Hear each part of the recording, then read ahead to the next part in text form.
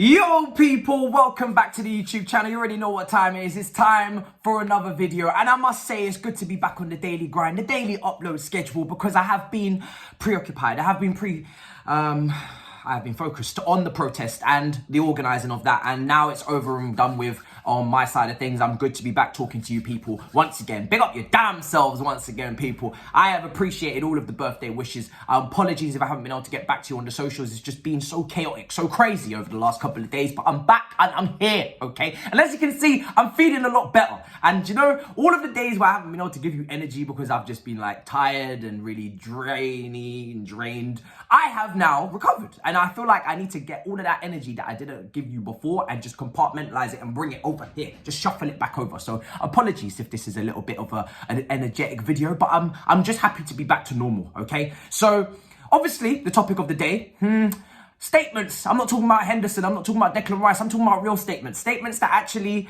cause me great concern and great worry. The Ricketts are not done talking. The Crickets, the Ricketts, whatever you wish to call them, are back and shouting as loud as ever as we continue. They do not care about our protests. Our survey says on the Chelsea Supporters Trust, they don't care about the fact that, yes, we at the Shed had a lovely banner. Unfortunately, it got confiscated for the Brentford game. They don't care about any of these things.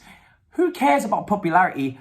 They would like to be owning the club and to continue the stewardship of Chelsea. And they've made that very clear, and they've come out with an 8-point statement. Now, I'm going to try my very best, my very damned best to be... No, that's a lie. I'm just going to read out the points. I'm not even going to lie to you here and tell you that I'm going to try and be impartial.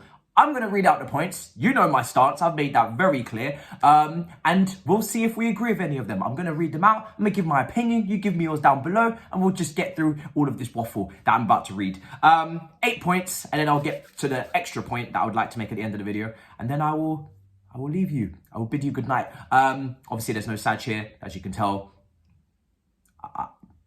I don't think we need his influence right now, do we? No, not during these tumultuous times. Okay, 8 points. Number one, the Ricketts. Their 8-point statement today in terms of how they will run the club going forward. Point number one, ladies and gentlemen, we will make no change to the club's name, badge, crest, or Chelsea blue without the consent of the supporters. Now,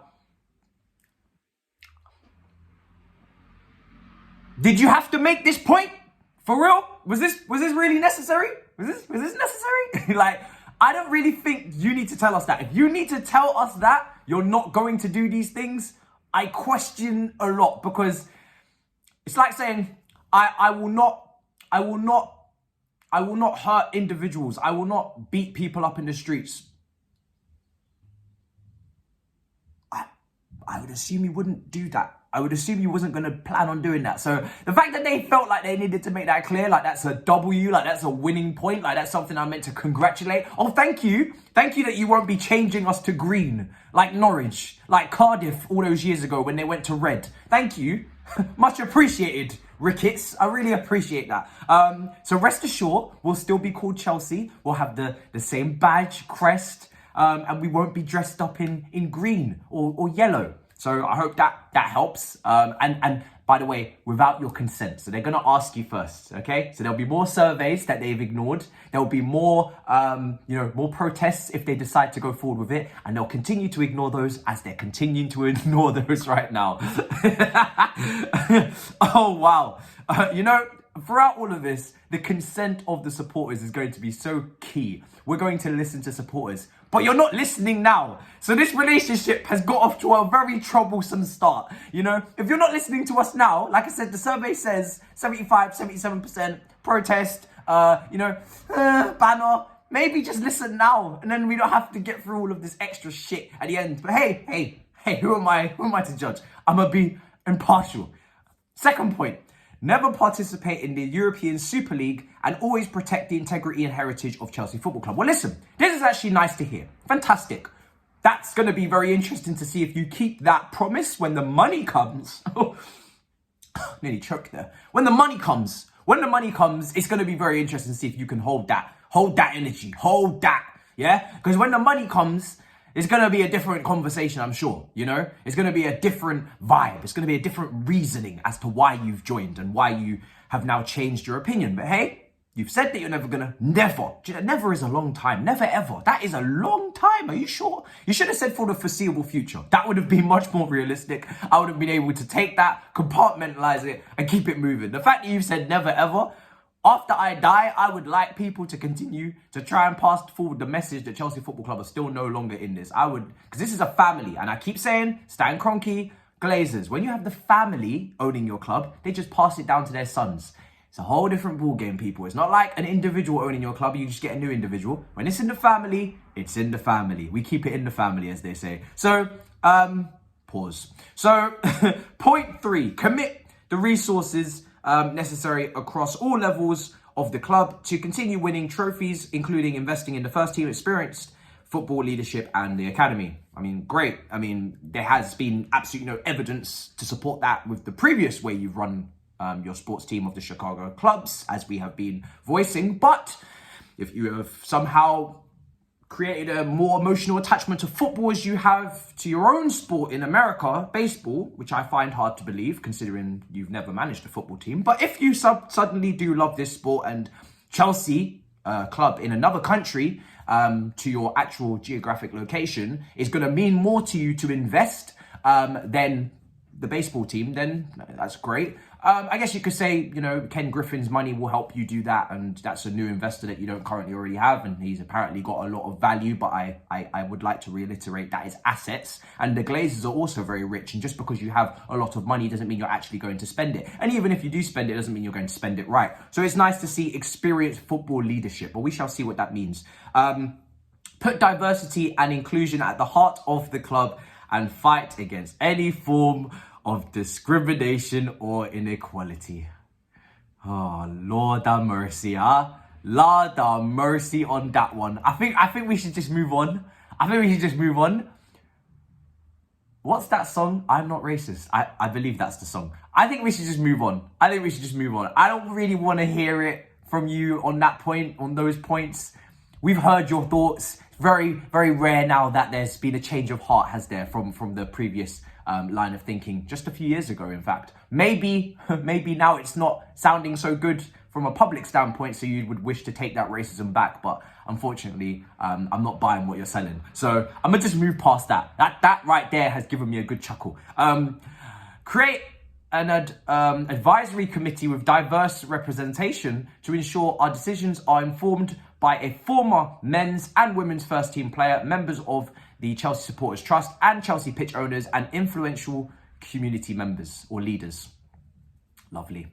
Again, I'm not an idiot, okay? I understand what it means to put someone's face forward to represent you and your past actions to try and calm down the crowd. I'm not stupid. So yeah, that sounds lovely. Moving on. Explore every option to redevelop Stamford Bridge and do everything in our power to keep playing in the historic stadium. Well, again, sporting reasons, they did try and move the Chicago Cubs out of Wickley Fields. So yeah, past actions don't actually suggest that. And again, we already know it's very difficult to redevelop Stamford Bridge. So unless you manage to find a way past that, you will probably look to move away because it will be financially viable. And I'm not going to lie, that's not a massive issue for me personally. I know it is for the Chelsea pitch owners and of course many Chelsea fans. I personally am open to the option of leaving because I understand that it is very difficult to stay. Although, believe me, I really want us to stay. If it is an absolute impossible task to try and redevelop that situation, redevelop Stamford Bridge in that current location, I am open to a move away from Stamford Bridge. I just want to make that clear because I'm not just going to come through with a full agenda on this point. Yes, the Chelsea pitch owners and the majority of Chelsea fans and I would love to stay in our current location if it can be redeveloped, expand, etc. But there is the district line, the TFL, there is property, there is all of these different factors. We do know this is a difficult task to do and to stick to. If they absolutely have to move us to continue to bring in a consistent revenue stream and to just prolong and propel the club to another level, I am okay with that. However, like I said, sticking to that, evidence doesn't really stand up with that. So good luck with that. But yeah, that's not a massive point for me anyway. Number 7, match the current commitment to Chelsea Football Club women and increase the number of women's matches played at Stamford Bridge. Okay. good. That's a good point. I'm pretty sure I heard that they would prefer to play at the Kings Meadow from MAH. So maybe talk to her. I don't know. But yeah, that's good. That's a good point. Hope you stick to that. Continue the vital charitable work of the Chelsea Foundation, seeking to use the power of football and sport. Okay, football and whatever. Okay, cool. You're going to continue the charitable work. Great, fantastic to hear.